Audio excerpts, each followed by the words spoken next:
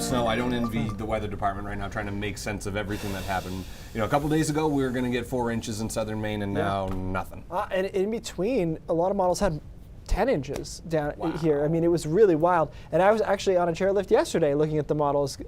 Jason and I were talking, trying to figure out what to do Yeah. about It just it. shows, though, just how complicated your job Yeah. is. So thank you for doing it, because you. I'm not doing it. I like your Not vibe dealing today, with it. Sammy. It's a very positive vibe. It's where I want to be We're at. keeping mean it. today? We're It's keeping it. Always, yeah. You have a sunny disposition. 43 for a high today. What's that? That's right. Yeah, you better say be that. nice to me. 46 in Sanford, 44 in Freiburg. Nice day today. Speaking of sunny, had a lot of it along the coastline. A few clouds into the interior, and the mountains were cloudy through much of the day. Here's a storm system down in the mid-south. Now, we talked about this last week, and I do think we were pretty clear communicating, I felt, last week that this was a southern Maine system, and it was pretty slippery, pretty far down to the south. Well, that got even more complicated over the last 48 hours, as we talked about, as models shifted back and forth and back and forth.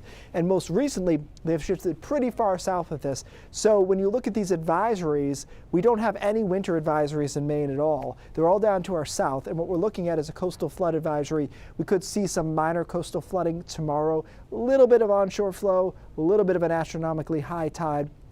Those two things going together tomorrow. I don't think it's going to be a major situation. So this is really quite simple. It just shifted too far south to be a major issue for us. So overnight tonight, we're dropping down into the teens across northern Maine, 20s to around 30 along the coastline. And just watch tomorrow. This is tomorrow at 11 as the storm mostly just sails to our south. Now, I'll show you a map here in a second where we still have a dusting along the coastline. And that's only there because usually snowstorms are not completely clean and linear, meaning there could be a band or two that breaks off the northern edge of the storm and gives us a little bit of snow, but that's the only reason to think we'll get anything tomorrow. After that, it is colder for Wednesday and Thursday, and we do have a more February-like pattern at that point. So again, this is only here because the snow's down here and we could break off a couple of bands, but some of us won't see any snow tomorrow, which, depending on your disposition or what you're into, is either thrilling or sad news.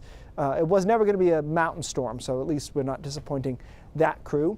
Next storm that comes in is on Thursday night, Friday. That looks more solid because it's coming west to east.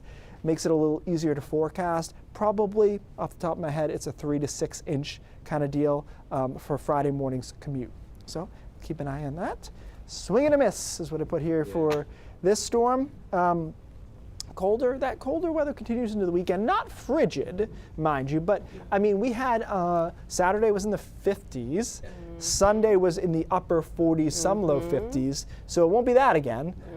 That was nice though because A little tease we got. it was. I know, and it can shift your perspective. My wife was saying that like she generally doesn't mind snow, and she was looking forward to snow on Tuesday.